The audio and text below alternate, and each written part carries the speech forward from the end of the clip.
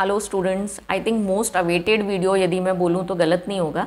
तो आज का जो वीडियो है उसमें हम बात करने वाले हैं क्लास 12 की जो 2025 में होने वाली एग्ज़ाम है उसको लेकर है ये। तो मेरे पास ये केमिस्ट्री का सैम्पल क्वेश्चन पेपर है जो स्टूडेंट्स की प्रैक्टिस के लिए प्रोवाइड किया गया है। तो चलिए देख लेते हैं इस वीडियो में आज कि 2025 में होने वाली हमारी क्लास 12th की जो बोर्ड एग्ज़ाम है उसके केमिस्ट्री का पेपर किस टाइप से डिज़ाइन किया जाएगा। देखिए, ये जो सैम्पल क्वेश्चन पेपर्स बोर्ड की तरफ से प्रोवाइड किए जाते हैं, this is for the practice, है ना। सेम इसी यही क्वेश्चंस आएंगे ऐसा नहीं होता है, बट हाँ, इस सैम्पल पेपर को देखकर, सैम्पल क्वेश्चन पेपर को देखकर आप आइडिया लगा सकते हैं कि पेपर की डिज़ाइनिंग किस टाइप की होगी, किस टाइप से पेपर डिज़ाइन किया जाएगा, किस टाइप से क्वेश्चनिंग होगी। तो चलिए शॉर्ट में फटाफट मैं आपको इस वीडियो में जो क्वेश्चन पेपर का फॉर्मेट रहेगा वो मैं आपको बता देती हूँ। आई थिंक आप लोगों को आइडिया होगा, बट एक बार शॉर्ट में फटाफट देखते हैं कि जो क्वेश्चन पेपर होगा वो किस टाइप से फॉर्मेट किया जाएगा। तो देखिए, टोटल नंबर ऑफ क्वेश्चंस हमारे, मैं केमिस्ट्री का बात कर रही हूँ, क्लास 12 2025 में होने वाली क्लास 12 का जो केमिस्ट्री का पेपर है उसके बारे में बात कर रही हूँ।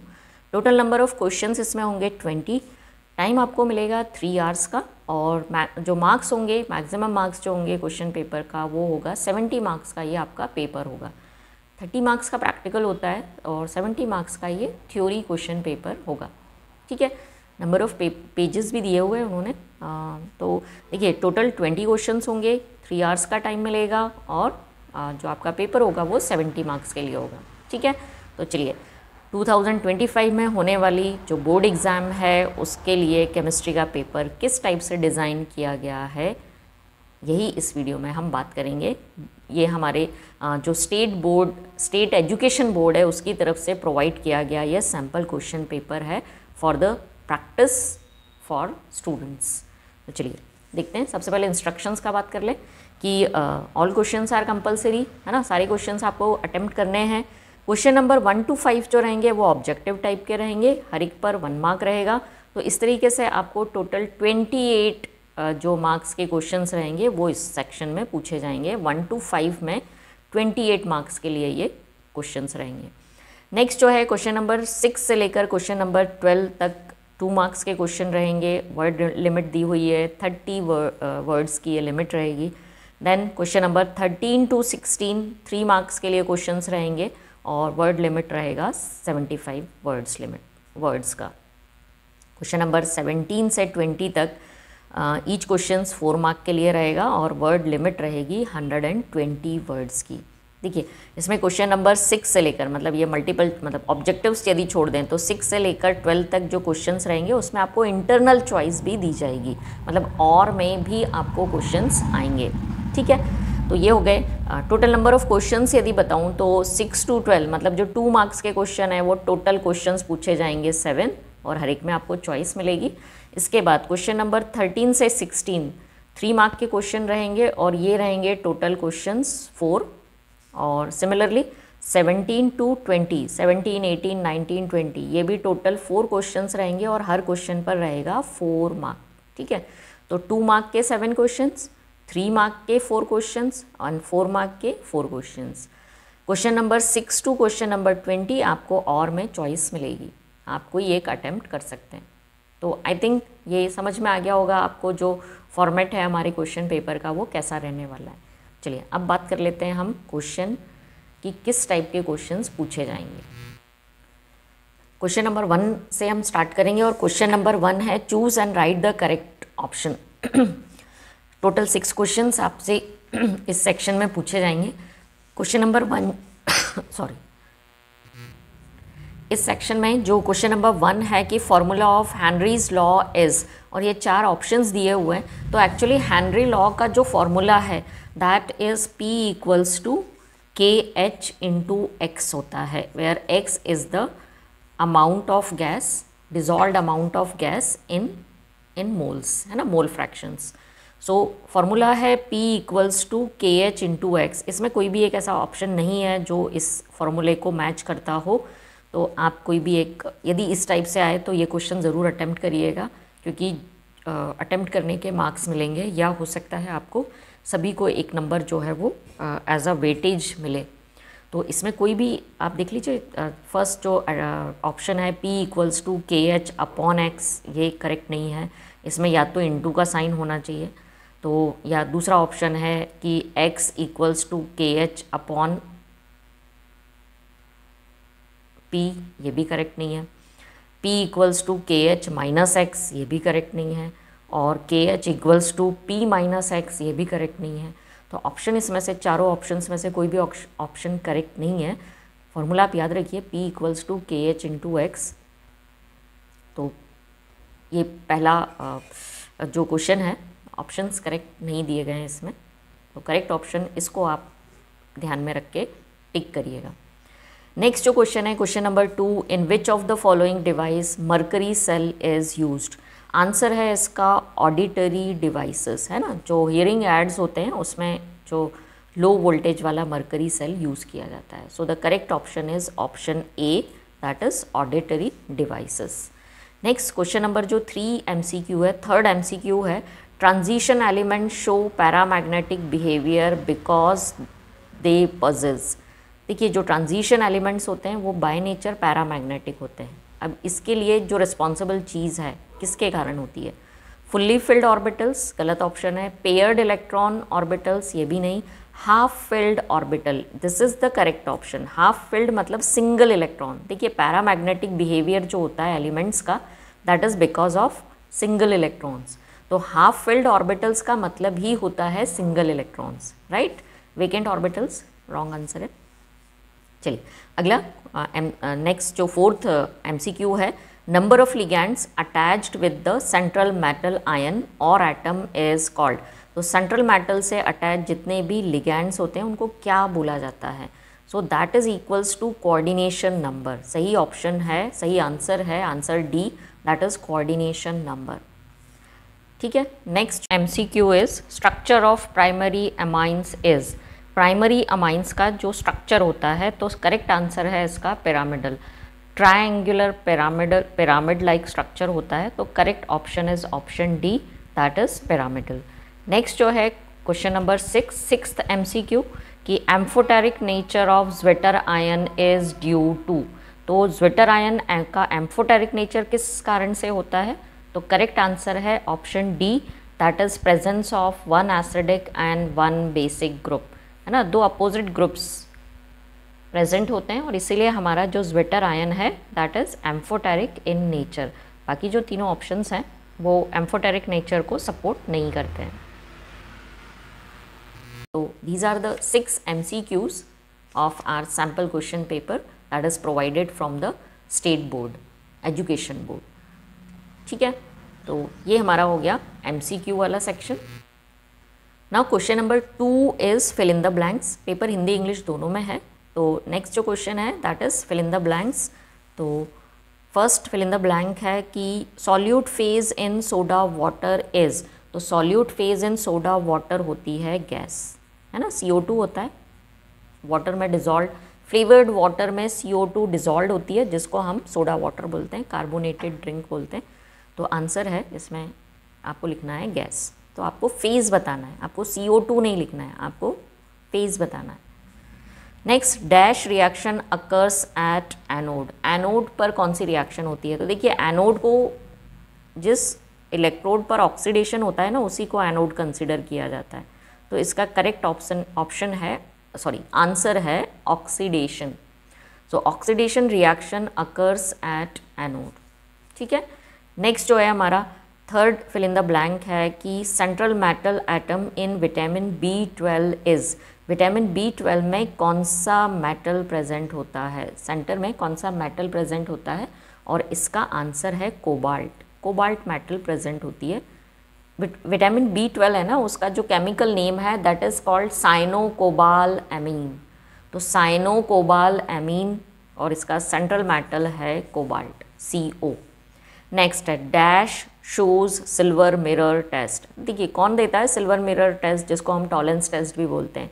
तो आंसर है एल्डिहाइड्स। तो aldehyde shows silver mirror test. Next है primary amines are dash basic then secondary amines. Secondary amines के कंपैरिजन में प्राइमरी एमाइन मोर बेसिक हैं या लेस बेसिक हैं, तो आंसर है लेस बेसिक। सबसे ज़्यादा जो बेसिक नेचर होता है वो 2 डिग्री एमाइंस का होता है, ठीक है, तो answer is less basic. Next जो फिल इन द ब्लैंक है कि if a sugar contains functional group CHO, यदि किसी शुगर में फंक्शनल ग्रुप एल्डिहाइड प्रेजेंट है, देन शुगर इज, तब वो शुगर क्या कहलाएगी, तो तब उस शुगर को बोलते हैं एल्डोज। एल्डोज शुगर्स बोला जाता है। एल्डिहाइड जिसमें फंक्शनल ग्रुप हो उन शुगर्स को बोला जाता है एल्डोज, और इसका सबसे अच्छा एग्जाम्पल है हमारा ग्लूकोज। ग्लूकोज एल्डोज शुगर है ना, 6 कार्बन वाला, इसलिए इसको बोला जाता है एल्डोहेक्सोज, 6 कार्बन वाली शुगर जिसमें फंक्शनल ग्रुप एल्डिहाइड होता है, ठीक है। Now third question is true और फॉल्स, है ना, आपको ट्रू और फॉल्स लिखना है।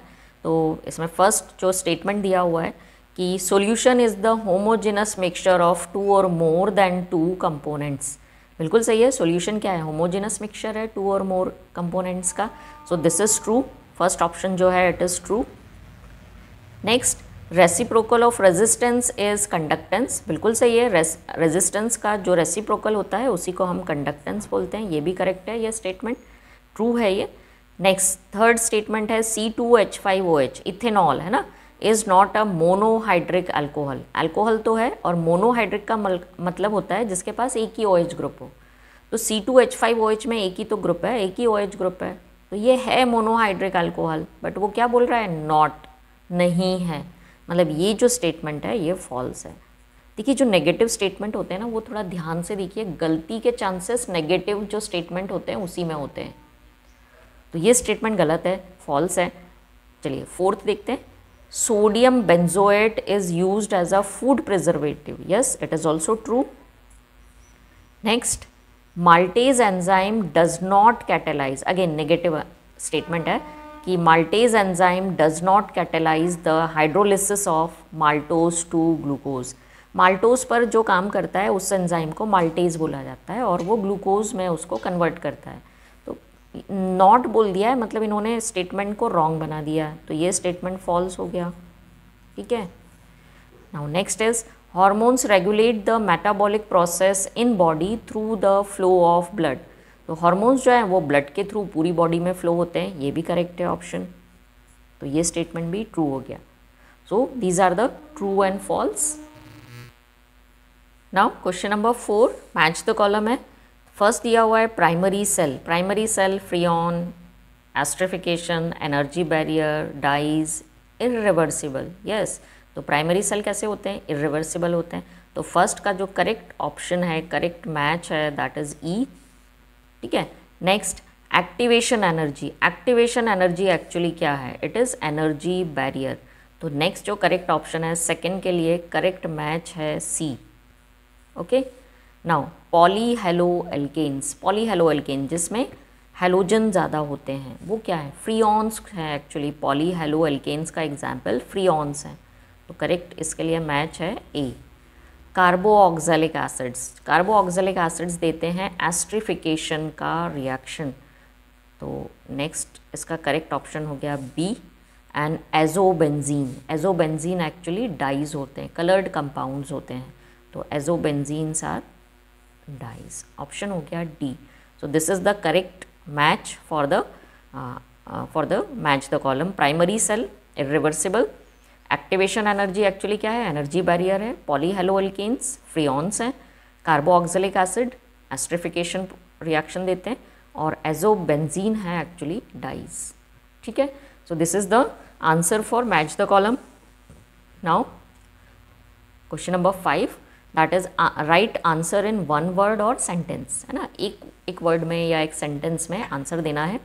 तो फर्स्ट इसमें जो क्वेश्चन है that is right the number of unpaired electron present in cadmium.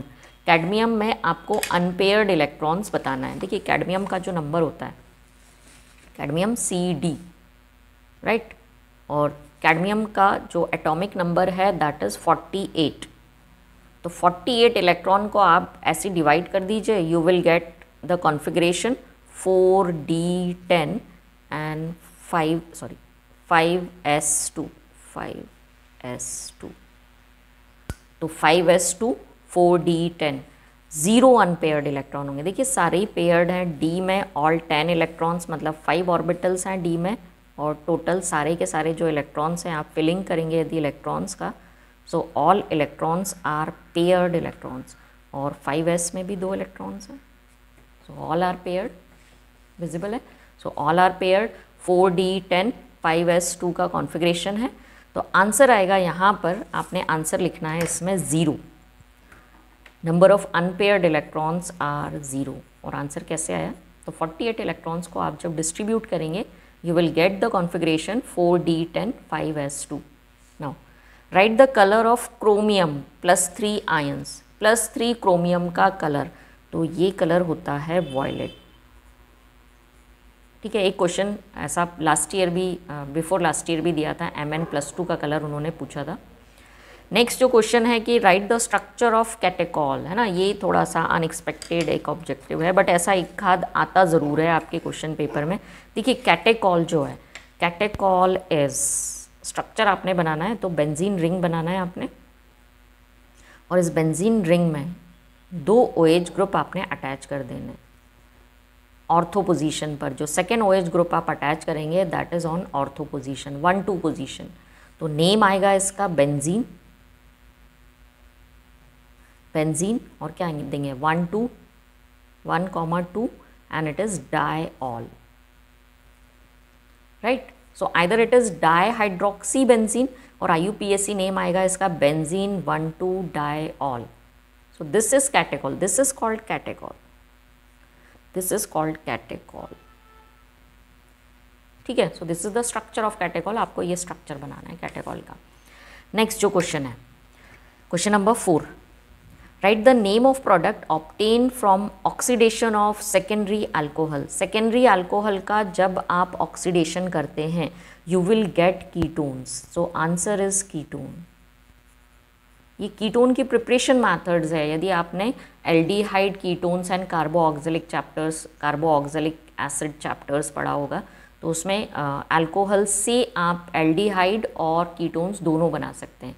Primary alcohol लोगे तो एल्डिहाइड मिलेगा, और सेकेंडरी अल्कोहल लोगे ना तो on oxidation you will get ketones. ठीक है, नेक्स्ट जो है क्वेश्चन नंबर 5 है कि right the name of compound obtain by the reaction of bromine water with glucose. तो एक्चुअली ग्लूकोज का जब आप ब्रोमीन वाटर के साथ रिएक्शन कराओगे ना, ऑक्सीडेशन होगा और आपको मिलेगा gluconic acid. So the answer is, क्योंकि नेम लिखना है तो नेम आएगा ग्लूकोनिक एसिड, ग्लूकोनिक एसिड। जो एल्डिहाइड ग्रुप है वो एल्डिहाइड ग्रुप चेंज हो जाएगा COOH ग्रुप में। तो देखिए मैं थोड़ा सा बता दूं आपको, जैसे हमारा जो ग्लूकोज है, ग्लूकोज इज एल्डिहाइड रहेगा, इसके बाद CHOH के फॉर्म में 4 कार्बन, और फिर लास्ट होता है CH2OH, 6th जो कार्बन होता है वो CH2OH। ये ग्लूकोज जो है ये कन्वर्ट हो जाएगा ये जो एल्डिहाइड ग्रुप है ये कन्वर्ट हो जाएगा COOH ग्रुप में, remaining as it is CHOH का 4 times and this is CH2OH। This is the formula of gluconic acid. This is your glucose. So glucose is converted into gluconic acid when it react with bromine water. ठीक है, so the answer is gluconic acid। और ये इसलिए मैंने बनाकर बताया कि यदि फॉर्मूला लिखना चाहो आप साथ में तो ये फॉर्मूला आप लिख सकते हो। Okay, so these are the answer for MCQs 28 जो sorry not MCQs, these are the answer for objectives 1 mark questions. जो 28 मार्क्स के आपको 1 मार्क क्वेश्चंस पूछे जाएंगे ये उन्हीं के आंसर्स हैं। वीडियो बहुत बड़ा हो जाएगा, इसीलिए रिमेनिंग जो क्वेश्चंस हैं, जो थ्योरेटिकल क्वेश्चंस हैं, वो मैं आपको अपने नेक्स्ट वीडियो में आंसर सहित बताऊंगी। तो प्लीज़ चैनल को ज़रूर सब्सक्राइब कर लीजिए, क्योंकि आगे और भी ऐसे बहुत सारे एग्ज़ाम से रिलेटेड वीडियोस मैं चैनल पर अपलोड करूंगी जो आपके लिए बहुत यूज़फुल रहने वाले हैं।